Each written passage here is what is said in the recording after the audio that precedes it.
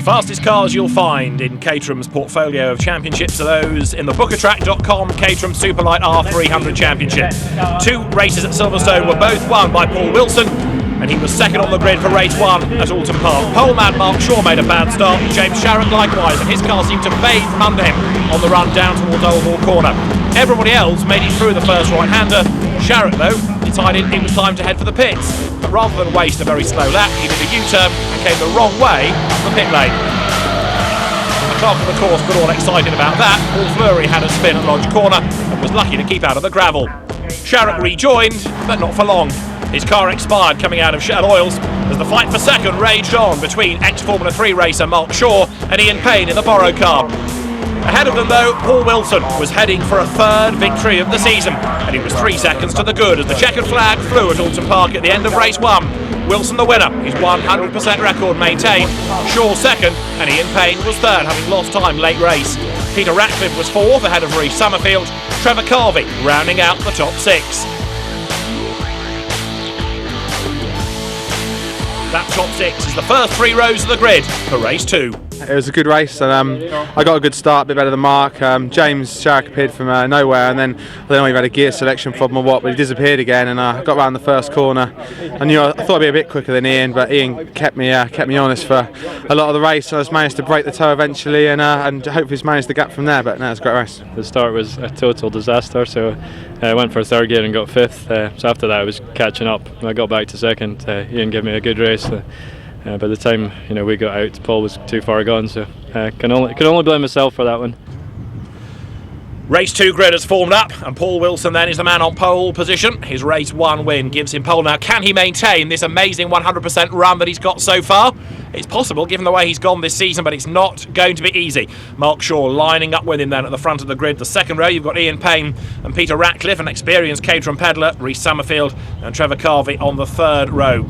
Drivers then now look towards the lighting gantry, that green flag shown at the back to say that everybody is where they should be. 5-second board is displayed, and so now as the marshals make their way off the grid, we're just about ready to go then. Wilson on pole in the green car. Mark Shaw, experienced racer of Formula 3 and Formula 3000 of years past, alongside him, and the lights go out, away they go. Who's going to make the best start then on the run to Old Hall? It's Paul Wilson who leads the way.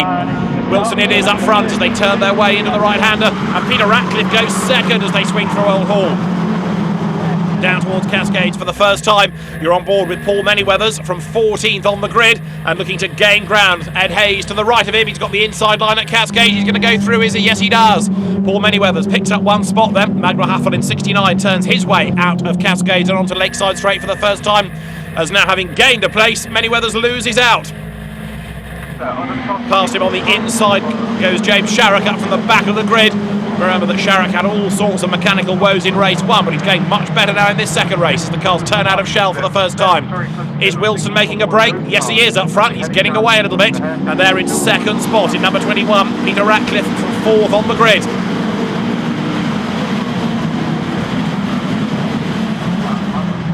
The cars turning their way up towards Hislops. Lap 1 then.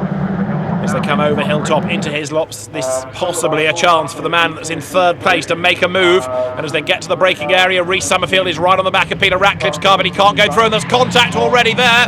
That puts Jonathan Ramsey into a big spin, and he was rather helped into that, I'm afraid.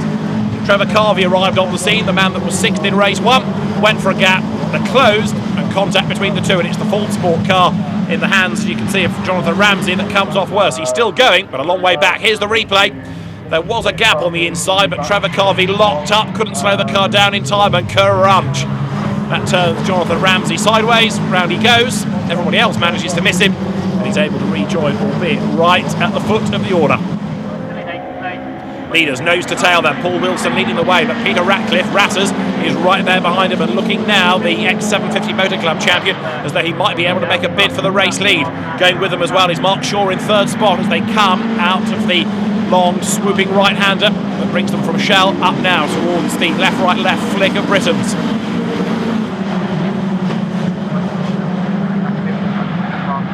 Paul Wilson 2 corners later, and he's built the lead up again, hasn't he?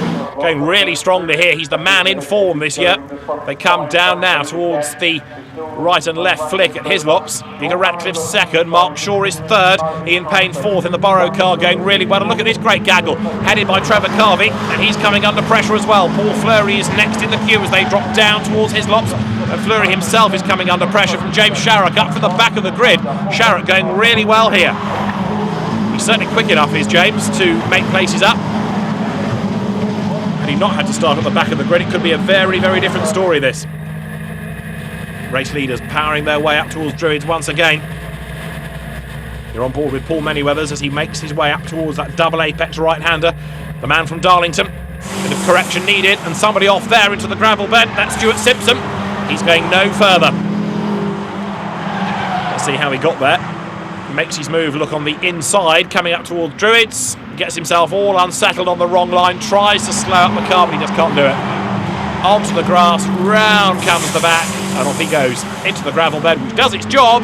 Trouble is, he's stuck there, he's going no further. Race leaders in the meantime now in the new order look, because Paul Wilson has dropped back a spot, and it's Mark Shaw who has gone ahead of him. So Wilson, who has won every race so far, the previous 3 rounds have gone to him. Now he's having to work for this one, and it's Mark Shaw who leads the way as the cars come down towards Hislops once again. Mark Shaw, the Scotsman, comes from Edinburgh, 43 years of age, leading the way. Now can he hang on to it?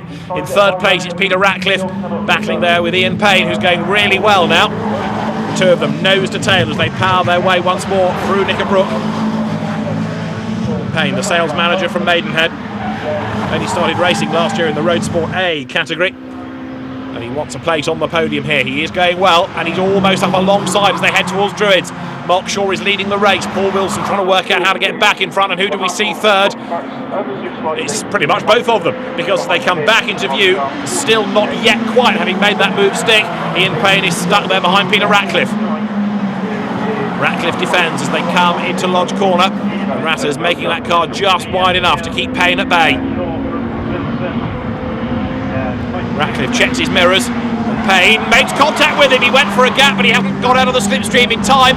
I think he got sucked along too much by the toe there, and suddenly the speed that he carried meant that he was right on the back of Ratcliffe before he was able to jing right and make his move. There's damage to both cars, but they're still going. That's the good news. There's Ed Hayes coming out of Lodge Corner. He's out of the top 10 at the moment, but he's almost in touch with that gaggle ahead. Looks like there's the chance that he might be able to get himself back into contention before the end.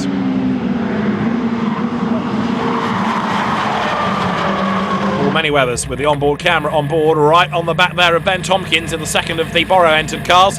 Down he comes, look through Denton's towards Cascades, locks up, oh, just misses Tompkins, but he's on the grass, he's in the gravel. Can he keep the momentum up? Can he keep going? He's going to drop it down to first gear, which he has done, and he's going to dig his way out. Yes, he's managed to stay in the race. He's going to lose a whole heap of places while he sorts himself out. Here's the replay. Now look, he gets a good run out of Old Hall, gets into the draft, coming down towards Cascades, and then realises how close he is. He stands on the brakes, loses it, goes off the road, but thankfully had the presence of mind to get his foot off the brake, to drop it down through the gears, to nail his foot to the throttle and try and dig his way out of the gravel. Look how much gravel he's collected there, just by the side of the cockpit. That's all going to blow away as he gets back into the race, but it could have been a whole lot worse. Won't have done his tyres too much good out of all of that. They'll need some cleaning for the remainder of this next lap or so. All Manyweathers at least is still going. Up front, Mark Shaw is still arguing over the race win with Paul Wilson, but it looks as though Wilson's going to be defeated for the first time this year. Out of Hislops they come, and Mark Shaw then up front with Paul Wilson not quite near enough to make his move.